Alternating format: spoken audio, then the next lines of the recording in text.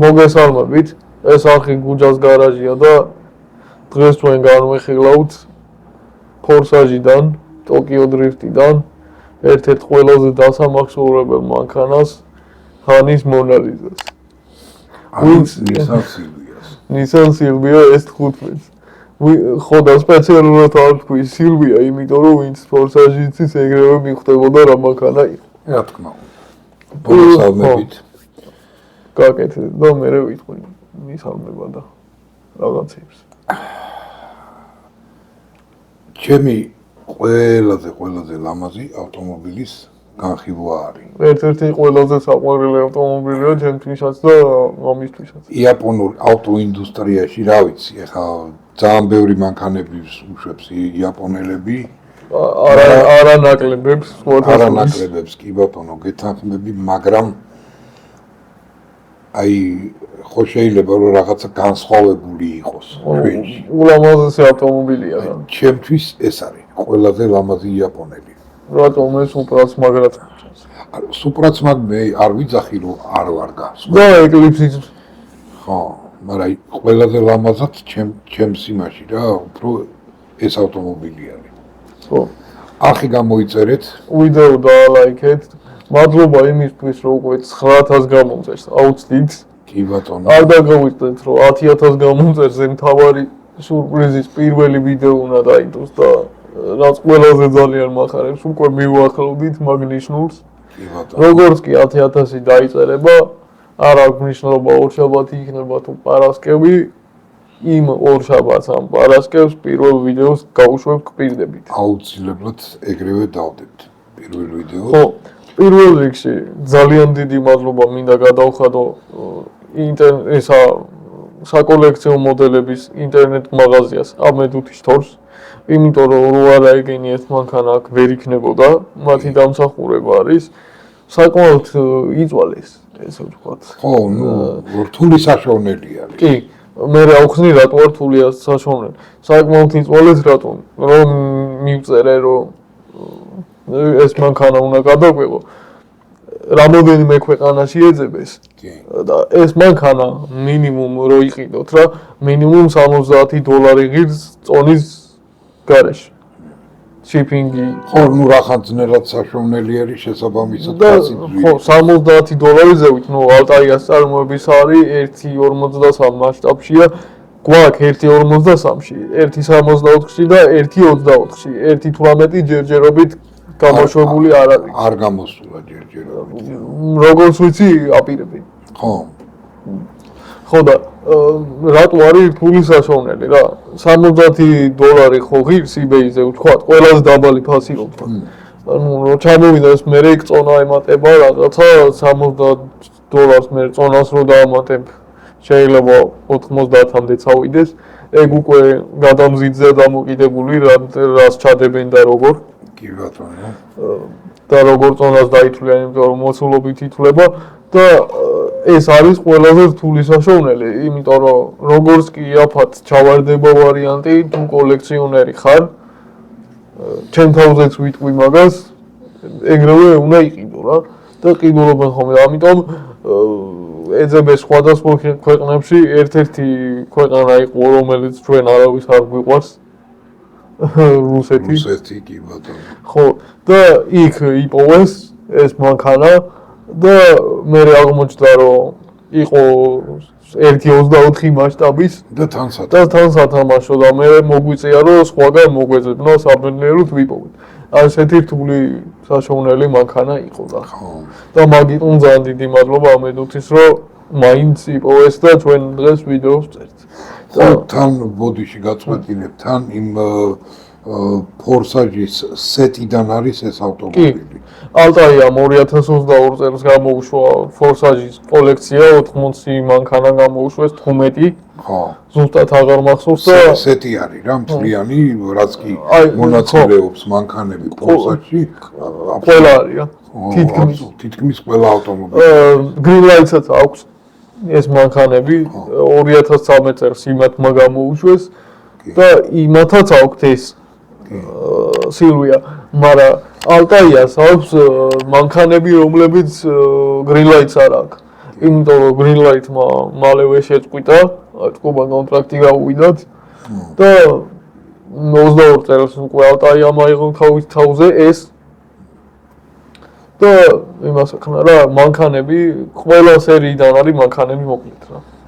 კი ბატონო. ხო და ამედუთი სტორის ლინკები იქნება აღწერაში.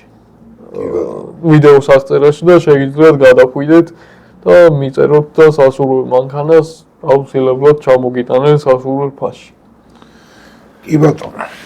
ანუ რა გამოდის? ჩვენ გვაქვს დრიფტის დედოფალი მონალიზა. დედოფალსაც ეძახიან, მეფესაც მეფესაც ეძახიან, კი ბატონო. თქვათ მონალიზას რატო ეძახიან? თუ ჯერ ისტორიას მოყვებით და მოკლედ ძალიან მოკლედ მოვყვები ისტორიას.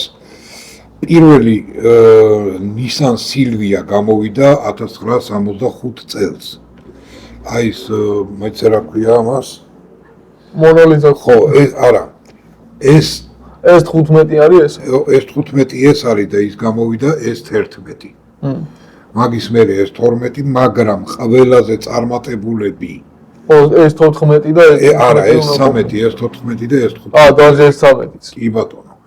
რომელიც 91 წელს გამოვიდა ეს 13 და მანდედან დაიწყო უკვე ამ იაპონელი ახალგაზრდების სიყვარული ამ მანქანების მიმართ. და რატომ? ჯერ ერთი მანქანა იწონის ტონა 200-ს, რაც არ არის ისეთი წონა რო ვაი და სუბუქი ძიმე და ასე შემდეგ. სუბუქი მანქანა. მეორეც ერთი მანქანის ძრავი ძრავს ვიტყვი გინდა? თქვი, ლეგენდარული RB26 თავის ტურბინებით. ეს ამ მანქანას. ამ მანქანას. ხო, თავის ტურბინებით. მაგრამ სტოკ ვერსიას, ხო? ხო. 91 წელს გამოშვებულს ჰქონდა 205 ცხენის ძალა ხო.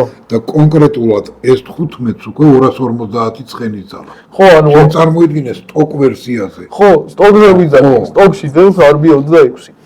250 ცხენი ეხლა ცოტა ნამდვილად არ არის, მით უმეტეს მანქანა რო ტონა 200 იწუნის. მით უმეტეს დამოუკიდებელი საკიდარი აქვს წინ და უკანა თვლები ეხება და რომელიც ეხმარება აი პეტრ მოსახვევში რო ადვილად შევიდეს. კი ბატონო. თავიდან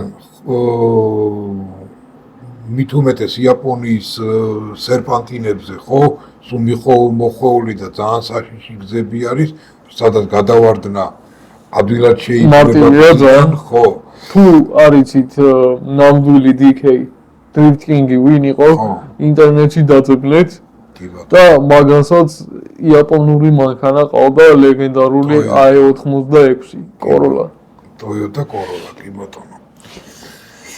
და მაგ დროისთვის მით უმეტეს Corolla იყო, იქ Mazda იყო, Nissan იყო, Mitsubishi Evo იყო მაგ დროს უკვე. მანქანები. აი წარმოიდგინე როგორი კონკურენტები ყავდა და მაინც ეს მანქანა ითვლება დრიფტის მეფედ რა.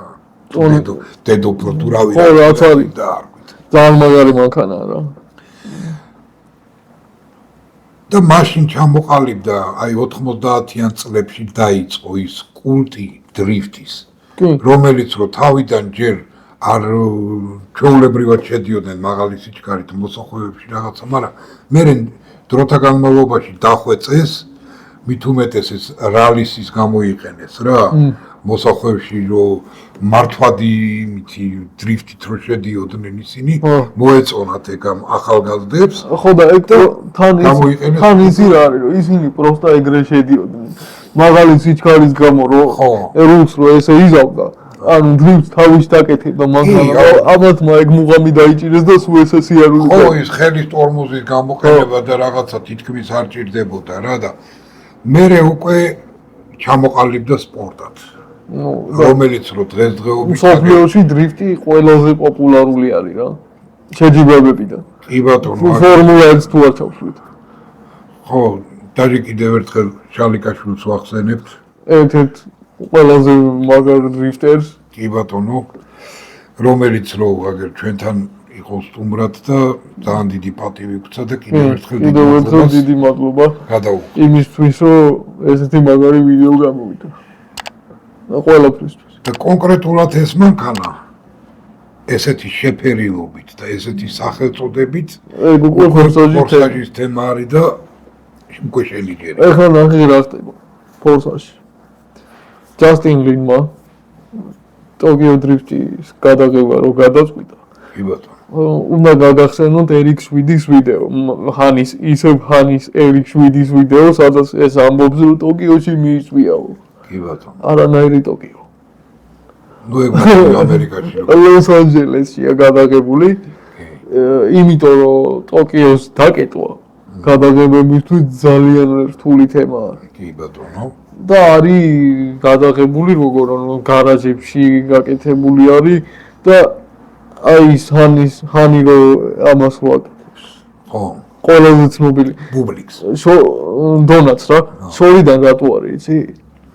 რო არ შეიტყოს რომ ლოს-ანჯელესია. აჰა. სპეციალურად. ნუ ჰანი უთან მაშინ არის და ვიღაც პროფესიონალი დრიფტერი აკეთებს მაგას კი ბატონო. და მე კინოში არის ჩასმა. მოკლედ ამას რაც შეეხება.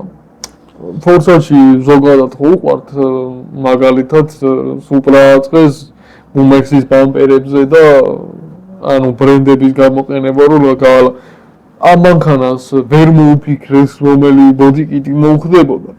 და ბამპერი სხვა არის, წინა, უკანა სხვა არის, კარების ეს აი აქედან ხო მოლდინგები ვაფშე სხვა არის, დისკები საერთოდ სხვა არის, სპოილერი საერთოდ სხვა არის და გამოვიდა აი ეს.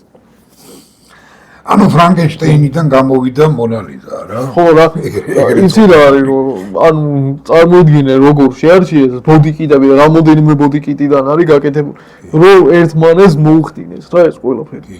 ანუ მე არ გამეგო რომ ეს ერთი ბოდიკიტი არ არის. ვერც მივხვდებოდი, იმიტომ რომ იდეალურად ზის. კი. და ფერი ზუსტად არ მახსოვს რა ქვია ამ ფერს. ეს რაღაც სპეციალური ლურჯია გამოყენებული და ეს სტაფილოსფერი უკვე არის დამატებული იმისთვის რომ გამარეაჟებულიყო მანქანა. და ეს უკვე არის თან სტაფილოსფერი ხანის საყვარელი ფერია. ხო, ეს უკვე არის ისა რა ქვია. აი ზემოთ კაპოტზე რაც წარწერები არის, უკვე რაც დევს მანქანაში ნაწილები, ძრავის და ასე შემდეგ, ეგ რეკლამები არის და. აჰა, დარეკლამებულია. ხო და ამას უკვე ახლოდან ხო, ამას უკვე უყენია, დისკები უყენია 20-იანები მე მგონი. ერთ-ერთი არა, ძალიან ლამაზი მანქანაა რა. კი. და მონალიზა ტყუილა არ ქვია მეთქი წერანას ვახსენე. ხო, მონალიზა ქვია, იმიტომ რომ შონისთვის ადვილი გასაგები ყოფილიყო. თვინკიმ დაარქვა მონალიზა. ჰანისთვის ეს ანუ ამასო თუ გახსოვთ ფორსაჟი და მე მგონია რომ ჩემ მაყურებელს ფორსაჟი აღწევს კარგად და სხვათა შორის ირაკლესაც მოკითხვა აქედან შალიკაშვილს, იმიტომ რომ ტოკიო დრიფტი მიყვარს ყველაზე ძალიან.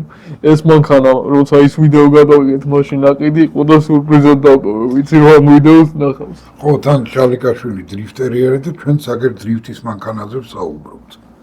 კი ბატონო. ხო და იდეალური გამოვიდა და შონს რო მარტივად გაიგო ჰანისთვის ეს მანქანა რა მნიშვნელოვანი იყო. მონალიზა დაარქვა თვინკიმ, იმიტომ რომ მონალიზა ყველა მოვიდით რა არის. გავაგზავნოთ ხო? თან რა მაგარი მომენტია. გასაღებს რო გადაუგდებს. და სამწუხაროდ ვისაც ნანახი არა გაქვთ ეს ვიდეო დააპაუზეთ იმიტომ რომ ეს მანქანა იმდროა და მე აიღებენ ამის ძრავს ამოიღებენ და მუსტანგს აყენებენ. წარმოიდგინეთ რა მოიფიქრეს რომ იაპონური მანქანის ძრავი ერთ-ერთ ყველაზე მძიმე მანქანაში ამერიკულ მუსტანგში.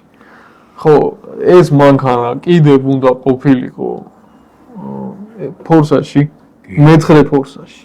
კი. და ის არის ეს მანქანა მეცხრე ფორსაში, კარგად არაჩანს და კინოთეატრებში რაც გავიდა. ხო. იმ ვერსიიდან ამოჭრილი არის ეგ. ლეტი და მია მიდიან გარაჟში და დამტრეულ სილვიას ნახულობენ და ამოწმებენ რა რაღაც გამოკვლევას ატარებენ.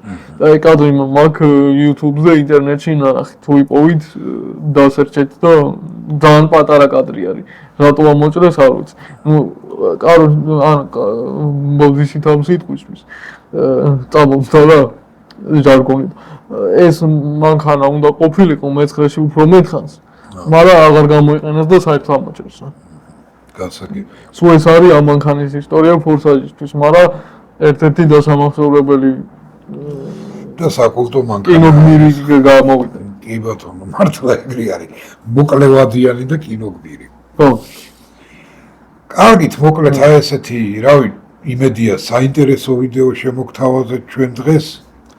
არხის გამოწერა. აუ მე ვთქვი რომ ეს მანქანა უნდა ჩაგვეწერა რა. რა თქმა უნდა. ქსილიას თუ ჩავწერდით აუცილებლად მონალიზა უნდა ჩაგვეწერა, რატომ გოც ეგრე მგონია მე. კი ბატონო. მოკლედ არხის გამოწერა არ დაგავიწყდეთ, გაზიარება არ დაგავიწყდეთ, დალაიქება და აუცილებლად კომენტარები. და თავარი რაც არის 10,000 გამომწერეთ, თქვენ წარმოიდგინეთ ესეთ კარგ მანქანებს ვლდეთ, რა უნდა იყოს ის ავტომობილი. ხო, ის ძალიან მაგარი სურპრიზია რა. აბა კარგად ბრძანდებოდეთ ცოტა დარჩა.